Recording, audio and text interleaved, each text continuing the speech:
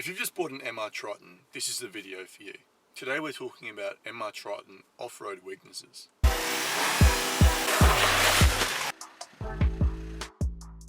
The first thing we're going to talk about is the chin. Stop. You're going to hit your chin.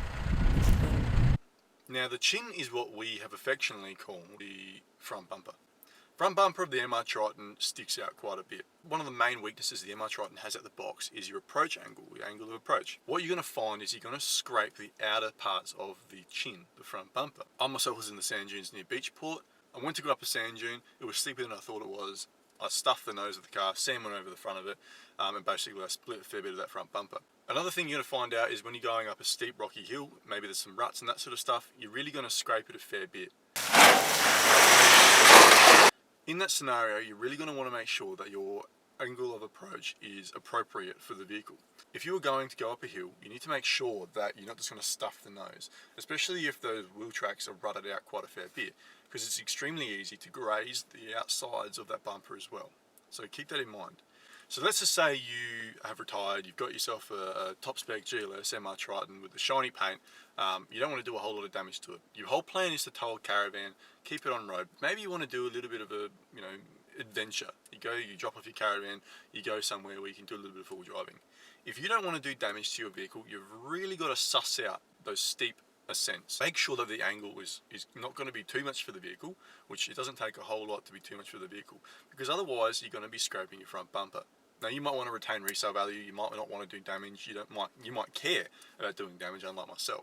Now as soon as you buy the Triton, you're probably not going to have a bull bar straight away. Even with a bull bar, with a bash plate, the car probably doesn't have an amazing approach angle. At Saunders Gorge, I put a fat dent in my bash plate going down a hill.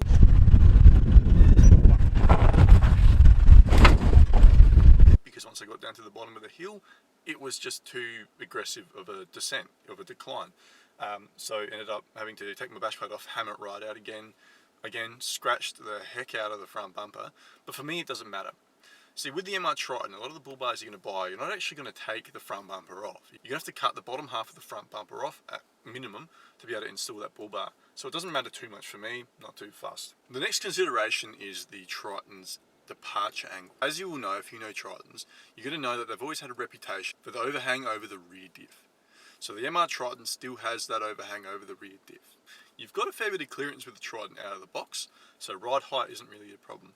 But that exit angle, that departure angle, has caused me to scrape the rear bumper multiple times. It's funny, but one of the early mods I highly recommend for an MR Triton is a rear bar. Basically, you want to be able to drag that rear bar through the dirt without worrying about doing any damage, because it's gonna happen. You're gonna work out that rear bar when you install it. Trust me, I've done it multiple times.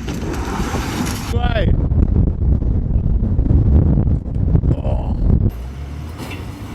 I even included it in the footage of our Jacob Farm trip. So at the end, you can see me right here. I had to jump on the rear bumper and push it back down. If you go into a deep washout, like this one here, and you've got a long vehicle and there's a bit of a bend in it, you're going to find that your vehicle can't really go around the corner too aggressively without, scraping or denting that rear bumper or your tray, your tub. So I did this dent the first time I took this vehicle off-road. My cousin also has an MR Triton. He's done the exact same damage in the exact same spot. It's extremely easy to do, extremely common to do, and the stock bumper will not protect your vehicle from that kind of damage. You're going to want proper bar work to protect your vehicle. Now, it's worth noting that a lot of you guys out there buy these vehicles, the MR Triton, and you take the tub off and you just put a canopy on the back. I've seen on Gumtree and Facebook Marketplace, full tubs, brand new, not a scratch on them at all, for $400. So just keep that in mind. The third and final point, the MR Triton is exposed underneath. If you get side steps, this should resolve the problem, but I didn't get side steps with my car. I went a base model with no accessories whatsoever. But be aware of this. I was going through the Flinders Ranges once, and I was doing some off-road, and there was some rocks that sort of stick up a bit. I nearly punctured my fuel tank because it's completely exposed. Now, it would be fantastic if Mitsubishi would, create some sort of a bash plate of some sort, similar to the one at the front, just a rectangle to cover that fuel tank, just that bit of extra protection of your fuel tank. Also your door seals. On that same trip where we were driving, there was a lot of rocks that stuck upwards. It's probably a driver error thing. Maybe I shouldn't have taken my vehicle to that spot. It was just part of the track that we were on. But be aware of it. So I've got this dent here now under my right door, my driver's side door. and you too, if you don't have side steps, will do that damage. Now, I didn't get side steps because I'm going to go get some rock sliders at some point too. What I'm going to do is I'm going to do an actual build series. So I'll install the bar work and I'll show you every step of the way and share the experience with you and give some reviews as well. And that'll prevent that from happening ever again.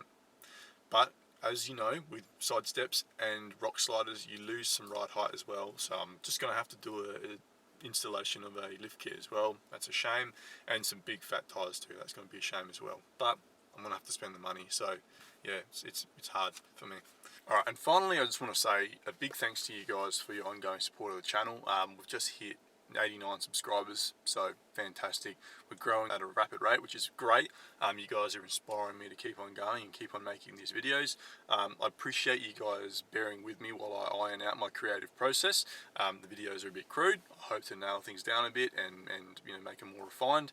But yeah, I just want to say thank you guys for watching. Make sure you like, share, subscribe. If you know anyone who's interested in the videos, give it a share. Chuck them a link. They might like it. They might subscribe as well. I'm also looking at doing, you know, we're going to hit 100 subscribers hopefully soon. I'll probably do some sort of a 500 subscriber giveaway, 1,000 subscriber giveaway, but we'll just sort of work out what to do when we get there. So awesome. Cool. Thanks guys. See you in the next one.